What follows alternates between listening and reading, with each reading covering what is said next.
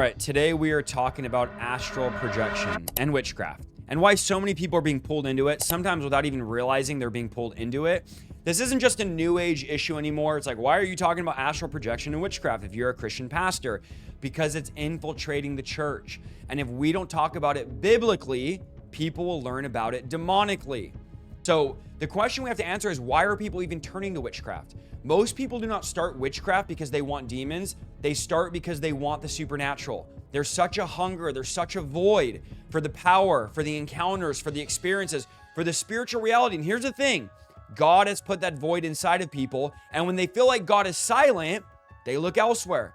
This is exactly what happened to Saul. In 1 Samuel 28, chapter 28, verse 6, it says, when Saul inquired of the Lord, and the Lord did not answer him, neither by dreams nor by prophets. So when God was silent, so like Saul did what many people do today, he goes to another spiritual door. He goes to another spiritual entity, and that is a witch. Even though Saul had already removed witches from the land, the Bible says, this is what he tells his servants: find me a woman with a familiar spirit. So when God doesn't answer Saul, Saul goes to witchcraft. It wasn't like, I'm going to go to witchcraft and play Ouija boards. It was, God isn't answering me. I'm not experiencing God. I'm going to go to witchcraft. Witchcraft often begins, pay attention here, where intimacy with God has broken down. When you're intimate with the Lord, you don't go to witchcraft. But the reason why people are turning to mediums, divination, astral projection, spirit guides, is they feel like God isn't listening. And because the world is hungry for a supernatural God, and the church often gives them a superficial God, they run to witchcraft. Remember, God is a creator of the supernatural. But what does God do? Strictly forbids seeking it outside of his boundaries. Witchcraft is the supernatural outside the boundaries of God. And God says it's the work of the flesh. The Bible does not treat witchcraft as harmless. Galatians 5:19, the works of the flesh are evident. What are those? Idolatry, sorcery. Some translations say witchcraft. Some translations say divination. But they all refer to spiritual rebellion. That is seeking the supernatural outside the means of God. And the Bible makes it clear, those that practice this will not inherit the kingdom of God. Witchcraft is not neutral. It's not cultural. It's not a gift. It's a work of the flesh empowered by demons, and God resists it. Any form of witchcraft, any form of new age, God resists it. It's empowered by demons. And God forbids it. He doesn't just warn us, he forbids it. Leviticus 19:26, you shall not practice divination or soothsaying. Leviticus 19:31, give no regard to mediums and familiar spirits or be defiled by them. Leviticus chapter 20, verse 6, the person that turns to mediums and familiar spirits, God says, I will set my face against that person. That's strong language. God isn't saying be careful. He says don't touch it. Why? Because witchcraft opens you up to demonic spirits. When you are engaging in astral projection, which I'm going to talk about, when you're engaging in the new age, when you're engaging in mediumship, when you're engaging in energy and manifesting your destiny, all of these things open you up to a demonic spirit. Open you up to demonic spirit. And witchcraft in the Bible would target the people of God. Ezekiel 13:18. Woe to the woman that hunts souls, who hunt the souls of my people. The witches would target the people of God. God says in Ezekiel 13:20, I'm against your magic charms. I will deliver my people out of your hand.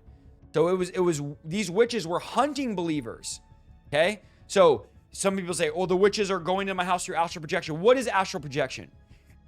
Astral projection is a popular new age practice that is happening to people, that's openly discussed, and even Christians are getting involved. And this is a belief that your soul or your astral body can separate from your physical body and travel in the spirit realm.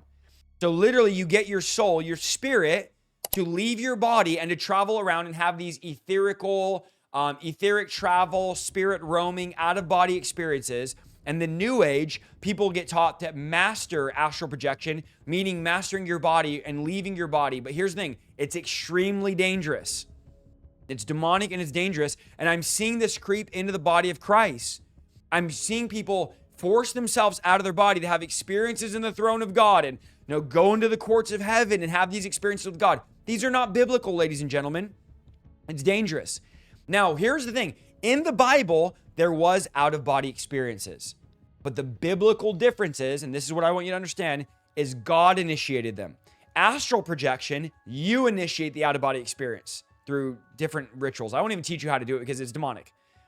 In the Bible, God initiated the experiences. So out-of-body experiences, let's be clear, they do exist in Scripture. but God initiated them. Man didn't force them.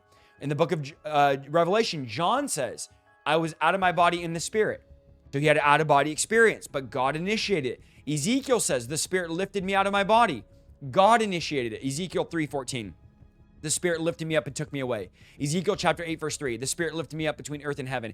Ezekiel 11:24. The Spirit lifted me and brought me in a vision. So Ezekiel wasn't trying to leave his body. Ezekiel never practiced techniques. Ezekiel never sought after these experiences. The Lord controlled it. The Lord brought him out. So that's the difference. Astral projection is the opposite. It's humans attempting to force access into the spirit realm. That's where the danger is. Okay? And Satan uses astral projection as a weapon. Satanism, witches use astral projection to spy, to harass, to invade homes, to engage in spiritual warfare, to attack. It's not fantasy, it's real. And people are entering realms they're not authorized to enter without protection, and they're encountering demons. These novices are trying to get out of their body, and they're encountering demons and getting demonized from doing this. Do not do it. Do not do it. Do not force yourself out of your body, because the Bible teaches multiple heavens. There's heavens in the earth, plural. Okay, Paul says in 2 Corinthians 12, he was caught up in the third heaven, which he calls paradise. So there's the first heaven, which is sky, space, and the stars. There's the second heaven, that's the spiritual realm where the demons work. There's the third heaven, which is the dwelling place of God, was Ephesians 6. Said there's spiritual forces of evil in the heavenly realms. That's plural, heavenly realms. There's not just one heaven or one heavenly realm. So there's real demons in the second heaven that you do not want to go into, and you do not want to deal with there. And former New Agers admit this. They constantly warn about negative entities, trickster spirits, torment. When you go into the second heaven, you go into this realm. They'll even say, you need protective light, you need affirmations, you need visualization. None of it works. These demons will come and try to say they're your spirit guides. They'll try to violate you. They'll try to mock God. They'll give you sleep paralysis. These demons will do that if you go into the spiritual realm unauthorized. Do not do it. Do not do it. It's demonic. It's ungodly, okay? So in closing, do not astral project. Do not try to force yourself out of your body. Do not try to do any rituals that would cause you to have an out-of-body experience. If God wants you to have an out-of-body experience, he'll give you one. I've had them before, and it's the Lord that initiated them. Do not try to initiate them, okay? Astral projection promises freedom, but leads you to danger, leads you to territory God never authorized. If God wants to take you in the spirit, he'll do it. We don't chase experience, we chase obedience. Stay grounded in scripture, stay full of the Holy Spirit, and stay away from forbidden doors. Stay away from astral projection. Not every spiritual experience is from God, and not every door that is open should be walked through. Now, I know these videos are not common. People are not making videos like this, but we're going to keep making these videos on the channel and warn people of the dangers. Pastors need to talk about this stuff because people are doing this. People are getting into fortune telling. They're getting into Ouija boards. They're getting into angel cards. They're getting into destiny boards. They're getting into all this stuff, trying to connect with the spiritual realm. Get a relationship with Jesus. Get a relationship with God. That's how you can connect in the spiritual realm. All right. Hope this video helped you. Let me know if you've had an out-of-body experience down below in the comments. I have, but it was God initiated. It was not me forcing myself out of my body. I'm seeing a dangerous trend in the body of Christ, of the courts of heaven, going into courts and going into heaven, forcing yourself. It's dangerous, guys. I'm telling you, it's dangerous, okay? Let me know what you think of this down below. We're live Monday teaching the Bible and Thursday with the podcast. Pray about becoming a monthly partner. We have prayer calls every Thursday at 1 with all our monthly partners. You can get all that info down below on the website. I love you guys. I appreciate you guys, and we'll see you in the next video. God bless.